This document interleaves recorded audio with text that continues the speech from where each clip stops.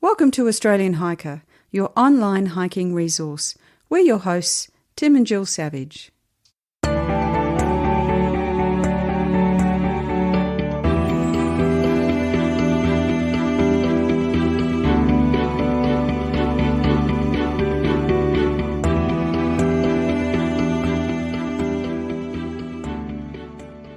This is episode 138 of the Australian Hiker podcast. In episode 135, we talked about what it takes to be an adventure photographer and videographer. In today's episode, we go in a different direction and talk with freelance travel writer Craig Sheether from Albury, New South Wales. Craig is a frequent contributor to a number of print and online magazines, including Great Walks, On the Road and Link Disability. His most recent projects include the walking guidebooks Best Walks of Victoria's High Country and Best Walks East of Melbourne, which are new to Australia's best-selling walking series by Woods Lane Press and Australian Geographic.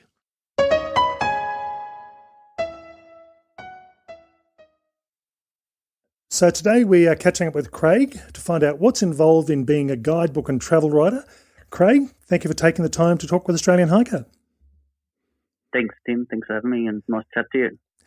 Okay, so before we talk about travel and guidebook writing, what's your hiking background? Yeah, so as you previously indicated, I'm from Albury, so on the New South Wales-Victorian border, and just like most kids in the country, I grew up spending a lot of time outdoors, camping and fishing and swimming in the Murray River, exploring the bush and nearby national parks and playing a lot of sport. As a kid, I loved sport and mostly focused on Aussie War football, basketball, cricket and soccer. But when I was about 17, I noticed that I was losing strength in my right calf, and it became quite noticeable that I was losing muscle bulk in that leg. After a series of tests and consultations with specialists, it was determined that I was actually born with a tethered spinal cord, which may have been caused by a very minor case of spina bifida. It was also found that I'd suffered some irreversible nerve damage in that leg, which was causing the muscle wastage. So I underwent major back surgery to address the condition, which led to a pretty lengthy recovery period. And walking became part of my recovery and daily exercise routine. However, the muscle weakness affected my running, so I was no longer able to continue any intense or competitive sport. But over time, I built up enough strength to go on longer hikes, and before I knew it, I was hooked. And that's pretty much how I got into hiking. And then over the past 20 years, I've probably travelled to over 50 countries and completed extensive treks, including Everest Base Camp in the Gokyo region in Nepal. Yep. Which was my wife Carly's first overseas trip. Did South America and back to Peru on a separate trip. I did the overland track in Tassie, Yosemite, Thailand, and probably one of the most obscure ones was the Sendakan Death March in Borneo, which I did on our honeymoon with Carly. So that was pretty unique, I guess. So yeah, we had an agreement that I'd look after the honeymoon and she'd look after the finer details of the wedding, the flowers, decorations, all that stuff that I didn't want to really be involved with. So, yeah, she copped Borneo, unfortunately, in the Death March, which, we're the first honeymoon couple to do it. So we had 3 weeks there, but it wasn't all hard yakka. It was a pretty normal honeymoon. Besides that, some nice resorts and plenty of lounging by the pool, sunset cocktails, great food, snorkeling, swimming, that kind of thing. But for a couple of days, she was, right in the jungle, covered in mud and leeches and getting soaked by torrential rain. But, yeah, it was a great trip anyway. All right, that's not a bad way of doing it, actually. I think I would have been happy with that agreement. Yeah. So that's pretty much my background, and obviously more recently I've been doing a lot of hiking in the high country and the east of Melbourne to produce the 2 books which I've done over the last sort of 3 years it's been. Okay, and that was the Best Walks East of Melbourne and the Best Walks of Victoria's High Country, which we'll talk about a bit later in this episode. Yeah, that's right. So I think certainly, I think the area you're located there in Albury is actually not too bad because you can access Victorian hikes as well as the New South Wales hikes quite readily. So I think you're in definitely a good location. Yeah, so we have a little second home up at Ken Coburn in the Upper Murray as well. So unfortunately, that whole area is sort of on high alert with the bushfires, and even Corryong's kind of obviously in the headlines at the moment. But yeah, my dad actually grew up on a farm just out of Wolla in the Upper Murray. So yeah, we used to spend a lot of time up there, and also obviously going across to the Alpine National Park on the Victorian side as well, either side of the river basically. Okay, so how then did you get into travel and guidebook writing? Yeah, so after high school, I moved to Melbourne, to the Big Smoke, to complete a business marketing degree. But as soon as I'd finished that, I was pretty keen to travel and get overseas. I lived and worked in the UK and travelled around Europe and Africa. And after about 2 years, I had some health issues, so I had to come home again. I had another operation and another lengthy recovery. And while I was recovering, I wanted to do something constructive. So I was thinking, what would be my dream job?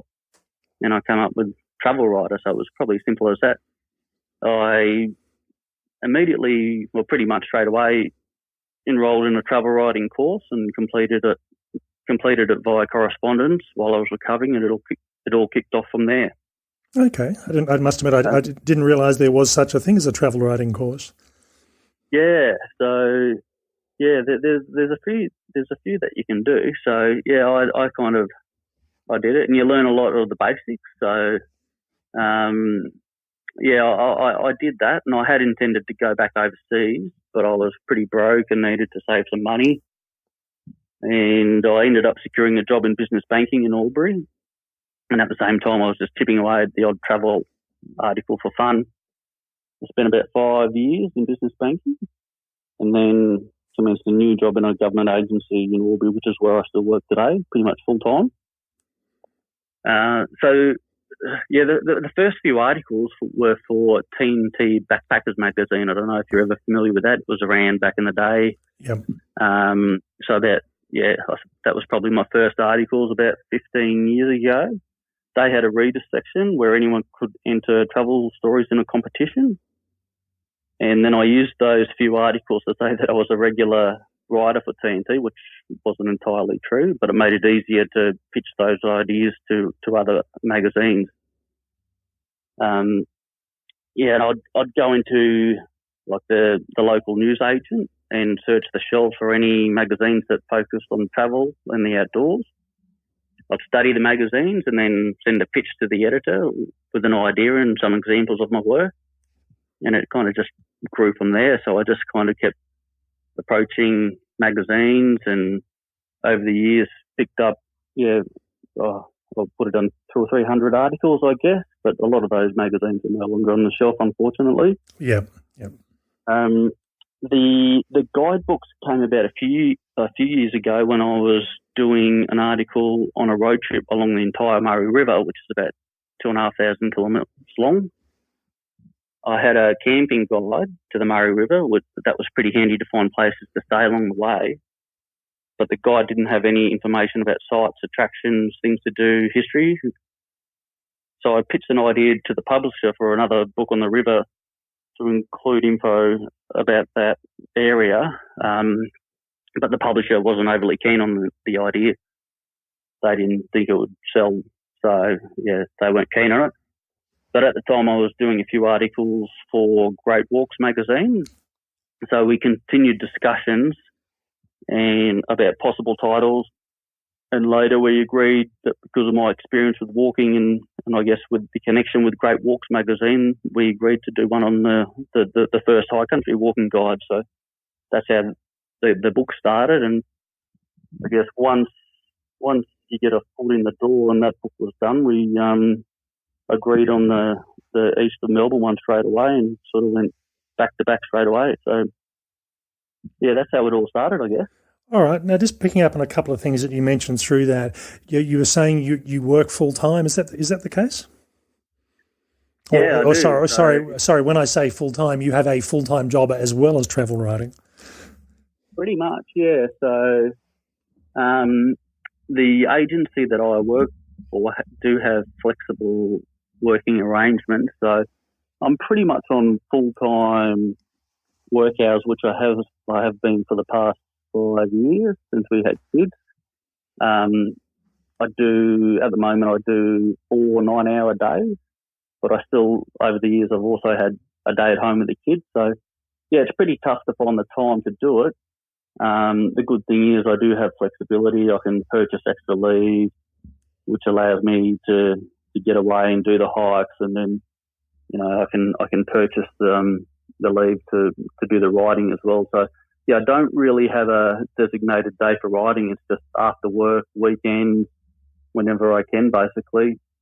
I do at the moment. Yeah, I'm at home with the kids, so sometimes I cut a few corners and throw a movie on and spend a couple of hours just doing a bit. But yeah, it's pretty hard to do it full time at the moment. Even getting the books done and having a bit of experience, like you wouldn't want to rely on it as my sort of sole income. Yeah.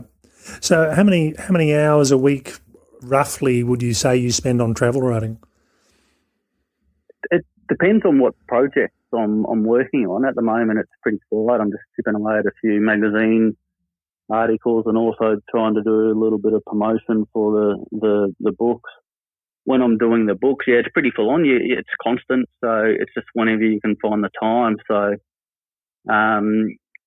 I'd be 15 to 20 hours a week. I would probably do on top of my sort of 35 hours at work as well. Yeah. And yeah, it's busy, and especially when you've got young kids, yeah, it's hard to find the time. But I'm now just finding the right balance, I think, because you can get caught up in it and you can forget that you got young kids and you've got other responsibilities. So, yeah, it's good fun, but it's hard work. Okay, so take us through the process of getting a guidebook or an article to print. Yeah, so with the articles, the magazine articles, most of the time I just come up with the ideas and pitch them to the editors. There's a magazine called On the Road that I've worked with for quite a while, and they're pretty much happy for me to do whatever I want. If we're going on a family holiday, I'll just pitch them an idea on a destination we want to go to, and most of the time they just say, yep, go for it. Occasionally I might get invited to do a media famil, which has a set itinerary and a fairly strict guidelines on what I need to write about. These trips are pretty rare these days for travel writers because a lot of organisations are now engaged in social media influencers and Instagram models. So, no, I won't get into that now, but you can just see that side of social media really, really taking over traditional print. With the guidebooks, there's much more collaboration with the publisher, and the pitch will contain a lot more detail. Yeah. The publisher will research the market and only consider ideas and proceed if they believe that it will sell. So, yeah, it's a pretty long process to get something approved. Now that I've done a few books and developed a good relationship with the publisher, they are now starting to come to me with specific projects. So, whether it be updating an existing book or working on a new book idea together. All right, so you've gone through and released 2 guidebooks over the last couple of years. The first, as you mentioned, was The Best Walks of Victoria's High Country, and the one you released, I think it was just before Christmas, was Best Walks East of Melbourne. Is that right? Yeah, that's right. So the first High Country one came out towards the end of October the year before, 2018, and then the East of Melbourne one came out about November 2019, so about a year apart. So by the sound of it, you're taking roughly about a year from to sort of develop and write and get it to publish. Does that sound right? Yeah, about that. yeah, I started the second one before, probably in about September, while the other one was still at the printer. So roughly about a year, depending on obviously how close it is to home. So the high country was, was right at my doorstep, so I could do a lot of day trips or weekend trips, whereas the east of Melbourne or to get down to Wilson's Prom was 6 hours. So I did churn out a few weeks down there. I had about 10 days on my own. I'd go down there with a few mates for 3 or 4 days. Carly and the kids would come down for a holiday and would do it in blocks rather than just day trips. But it was about the same time for each book. Yeah. Now, with both of these walks, and we as this podcast goes to air, we have reviewed both of these books, and we'll have those the information on where you can purchase the books on our website. But with both these books, you've actually got their full colour guides or guides to 40 fantastic walks. Is that roughly about the number you decided you were going to do, or is that something you agreed with the publisher on these ones?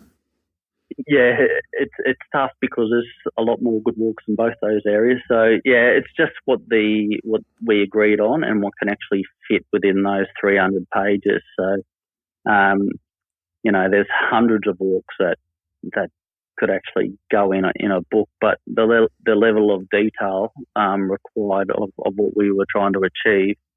So we agreed that 40 was a good number, and then obviously within the book, the ones that we don't have in detail are either mentioned as side trips or options or other hikes in the area. And I must admit, looking at both of these books that I've got here in front of me, they really are well set out. We'll certainly use them as we get down into Victoria later this year to do some walking, it's very well set out. It's easy to go through and understand what you're talking about, and I think that's the thing with a lot of guidebooks. You go from, sometimes they can be very technical and other times they can be almost a bit of a fluff piece, but these are a good balance between the two. Yeah, well, that's good to hear. And I think there's a lot of variety in them. So you can, even if you're at a basic level starting out, you can work your way through the grades. So there's, the easier ones, there's village walks, and you can kind of work your way through the grades and get up to the more moderate and harder ones. So yeah, and that's kind of when we're choosing those 40 walks, you're considering sort of those different levels. So we want to have a bit of variety, so we don't have 15 hard walks and only a couple easy ones. There's a balance between the grades, which makes it work. All right, no, that's good. That's good. Now let's talk about the highlights and the lowlights of travel and guidebook writing. What's been your most enjoyable article or guidebook to create, and why? Look, probably the most excitement I've had is probably doing my first article and the first book. So yeah, when you've got in your hand your first article, it's pretty exciting. And looking at it now, I never really knew where it was going to lead.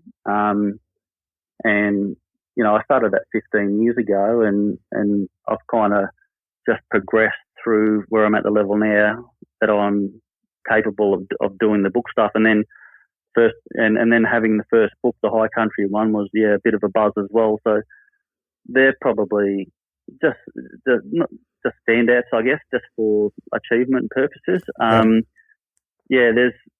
I was cleaning the office the other day, and I come across a magazine that I did an article for, which was called Walkabout magazine. I've just got it in front of me now, and it's just a walking magazine, but it's out of Portland in the USA. So I must have just Googled them a few years ago. I Googled walking magazines, and it come up. I sent a pitch to the editor, and I said, "Yep, go for it." So the article is basically about a trip that I did to Peru, and it's titled Walking Toward Lifelong Friends. And I did a trip to Peru, and we were going to do the classic Inca Trail, but it was booked out. We did the Lares trek. They had a local guide that came with us, and his name was Javier. Yep. And he was pretty knowledgeable. He was a really personal kind of guy, and I kind of started hanging out with him a bit at the back of the group. And you'd go into farmhouses or little communities, and they'd just invite you in their houses, and they'd hug him. They just loved him. He had this real aura about him. And so we had a great trip with him. And then I found out at that time he was setting up his own little tour business. And when I got home, I started referring some friends and family to him, and not thinking too much of it, or not thinking about the impact or consequence of what was really happening. But one of my mates come back a few years later and he said, "Oh, did you know that Javier has named his kid after you?" I said, "No, I hadn't no idea." So there's this poor little Peruvian kid. He's probably the only kid named Craig in the whole country. And so it kind of shocked me a bit to think that, the impact you have on those local guys' lives is massive. So, I went back there a couple of years ago just to meet him, and it was awesome. Just hanging out with them. They live at a little village at the bottom of Machu Picchu called Aguas Calientes, and it's a little tourist village. But we went to all the local areas and playing soccer with him, and took him out for lunches. It was really great. So that article, which I found the other day, was just kind of made me remember what you can do and how good it was to make an impact in someone's life. I must admit, I've talked to a few people. We talked to a guy called Daniel at the end of last year, who was a videographer and filmmaker, and he said very much the same thing. It's very much about the people. The scenery is excellent, but the people are the relationships you build. It's almost incidental, but it almost becomes the highlight of what you do. I listened to that episode, and that was great. He had some really good points and an interesting background and interesting work that he's doing too. What year was it that you did Peru? Do you remember? I was first there in 2009, and I went back in about 2015, I think. 2015 maybe. No, that's the reason I ask is we actually went to do the Inca Trail in 2006, and we thought, we'll wing it, we'll just turn up and book on, and we got as far as New Zealand airport, the airport in New Zealand, and we're told, oh no, it's been booked up for months. So we did an alternate route, which was the Salcantay track at that time, for that same reason. So that's right. You have to they have permits, like a quota of permits. So you do, if you really want to do it. You need to get in early. But I've been back there twice, and I haven't done the classic Inca. Once we're up at I've been to Machu Picchu twice, but I've done a couple of alternate routes around the Andes in that area, which have been stunning, mind you. I know you get the history, and it's a iconic kind of walk, the Inca one, but we did the Lares, and I've done Cusco, and Javier had one of his guys take me up to this other village, which isn't even an alternate route. We stayed with some people in a farm, and we just hiked randomly along the mountains there. It was pretty awesome. So I guess that's the difference between whether you go on those iconic walks or whether you get off the beaten track a little bit. Yeah, I must admit, sometimes the iconic walks and doing it as everyone knows is a good thing to do. Other times, as you say, you can get real surprises and some really good trips, and probably not so busy. And you're not dealing with tens of people or hundreds of people on a trail at the same time. So that's right. And I think the classic Inca can get pretty crowded, and there's people on the stairs climbing past you if you're a bit slow, and there's a bit more rubbish. So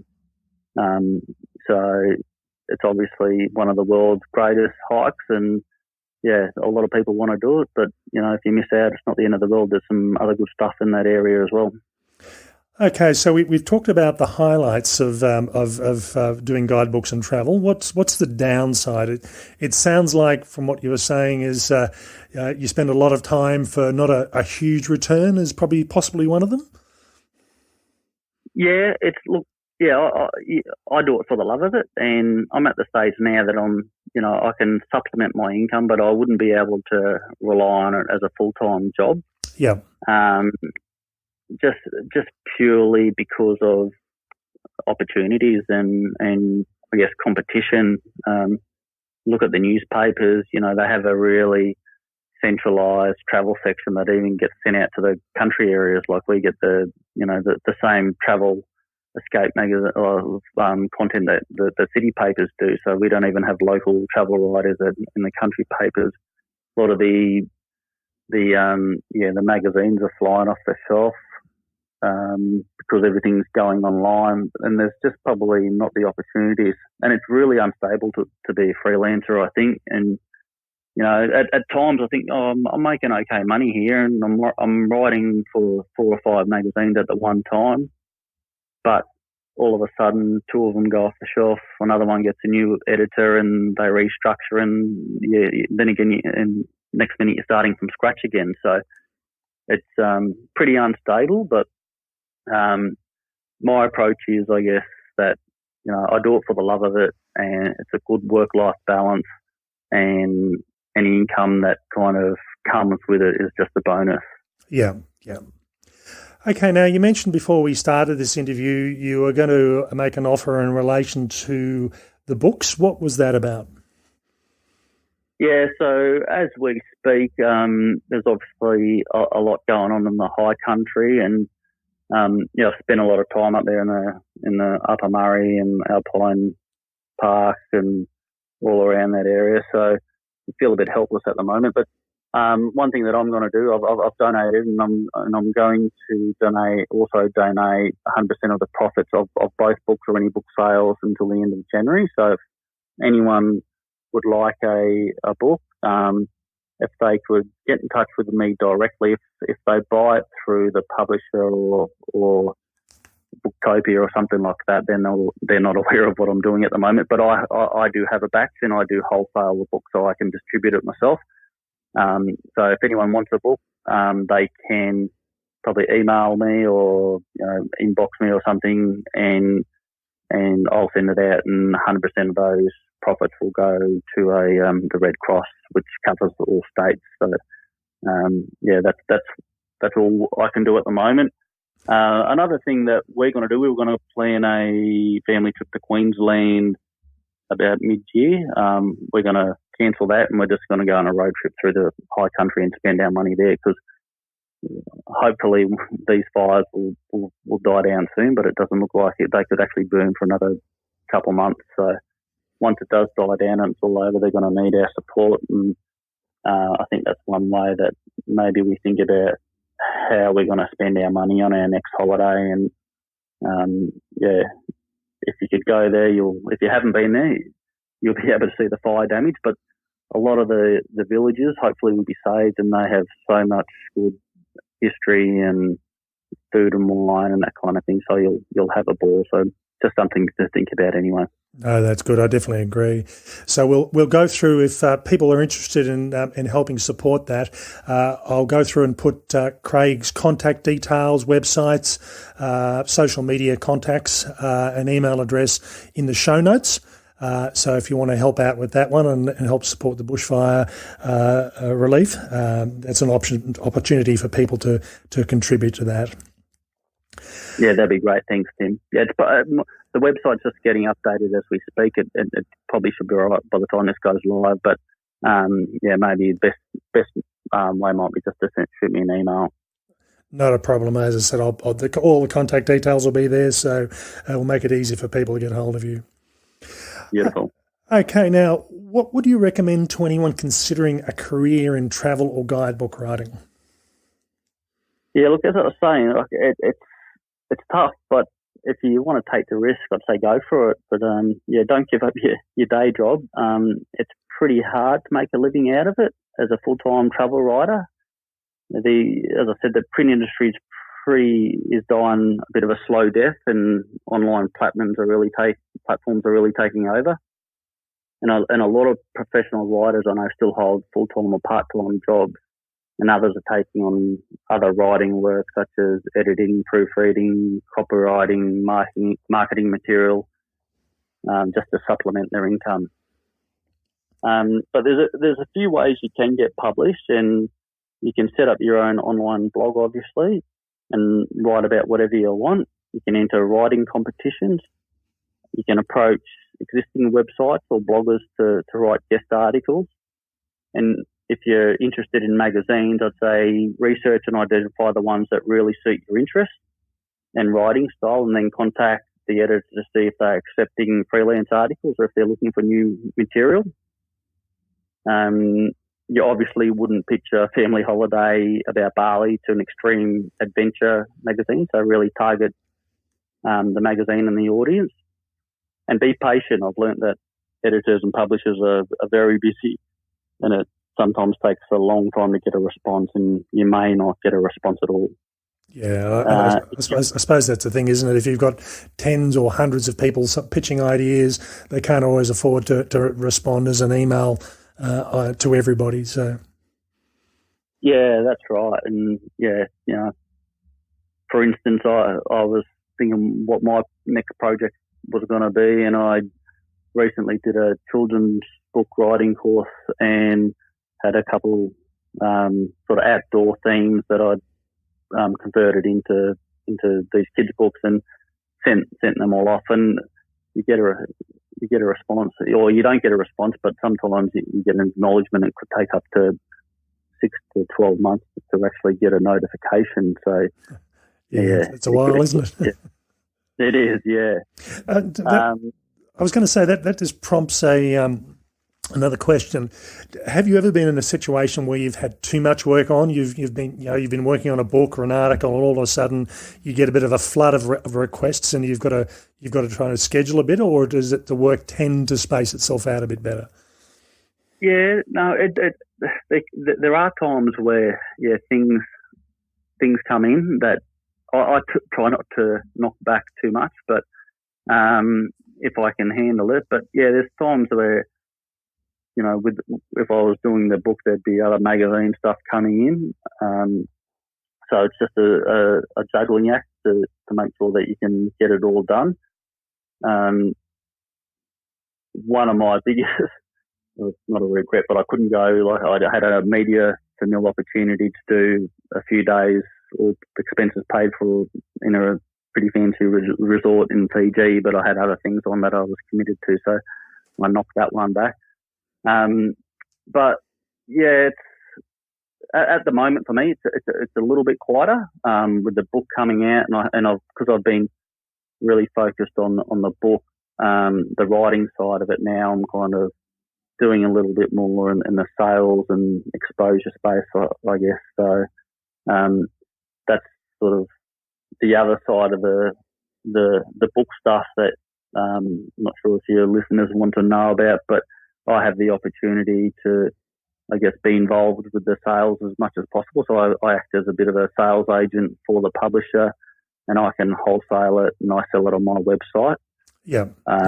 And I can also approach visitor centres and gift shops and sell it to them. If I just wanted to get a standard royalty, then I wouldn't do anything, and I'd just get the royalty for all the sales that go through the publishers and Dimics and all the other bookshops. Yeah. So you can basically be as involved as much or as little as you like, by the sound of it. Yeah, that's right. And it's I've tried a few markets up at Bright. I've done one in Melbourne. I've done one up at the Man from Snowy River Festival at Corryong last year.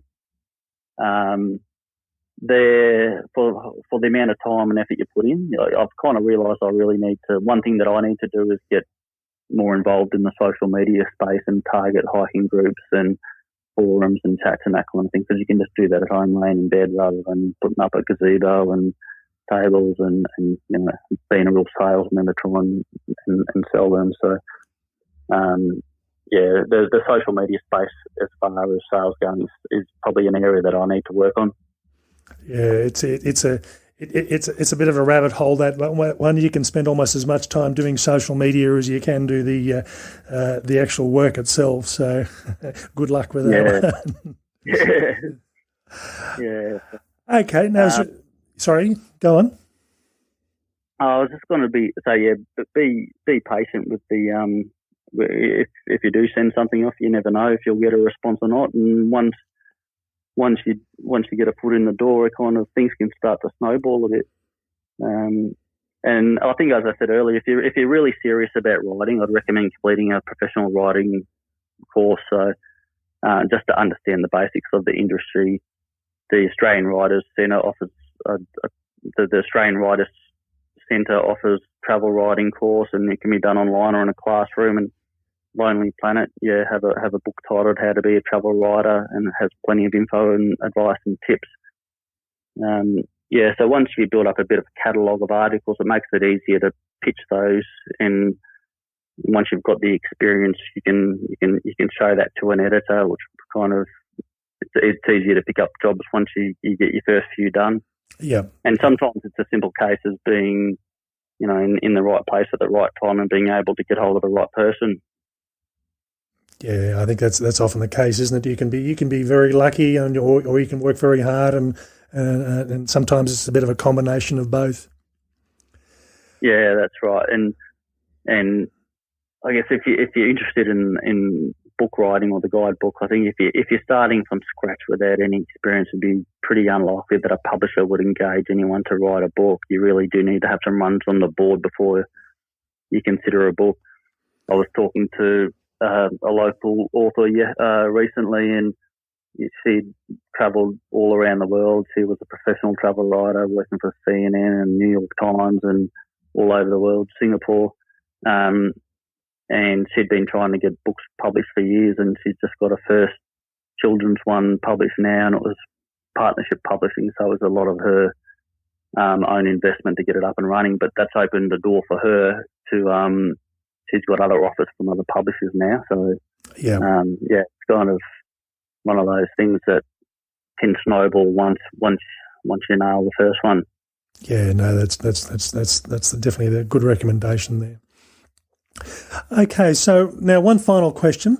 What's your bucket list hike? If you can do any hike or go anywhere, where would it be and why? Yeah, so I've ticked off a few, which I probably mentioned earlier, but Kokoda is probably the one that still sits at the top. It was something I was going to do last year for my 40th birthday, but I've been too busy with the books over the past few years to even consider it. It's obviously very challenging and iconic, historic, emotional trek. So, it's been at the top of my list or around the mark for a while. But for me, it's probably knowing and understanding my limitations, and I need to be mindful of my health. Given the weakness in my leg, it'd be a massive challenge to even do the required training and preparation to complete Kokoda. And with young kids and other projects on the horizon, I simply can't dedicate the necessary time to complete the required training. So I do love the mountains, but I might need to focus on something a bit more suited to my capabilities. Maybe a long road trip along the Rocky Mountains from Boulder in Colorado to Banff in Canada or something like that. Plenty of hiking along the way, of course, but if I had the time, I'd be confident in doing Kokoda, but given the amount of training and preparation involved, it's a big commitment. And given I've been away a lot over the last 3 years, I'm not going to dive into that straight away either. Yeah, no, that's fair enough. I must admit, I had some involvement with Kokoda a few years ago, and it surprised me the large number of people who do no training whatsoever, and then wonder why they come unstuck when they've gone from being never walked in their life to doing a long, humid and sometimes arduous walk. Doing the training and knowing what your limitations are is definitely a good way to go. Yeah, that's right. And, it's not only the conditions, but, it's not along the plateau. It's up and down the whole way. So, you really do need to be prepared, don't you? Yeah. Okay, so we've been talking with Craig Sheether and finding out what's involved with being a guidebook and travel writer. Craig, thank you for your time. Thanks a lot for having me, Tim, and keep up the good work. I listen to your podcast, and I'll keep an eye on what you're up to too. Thanks a lot. No problem.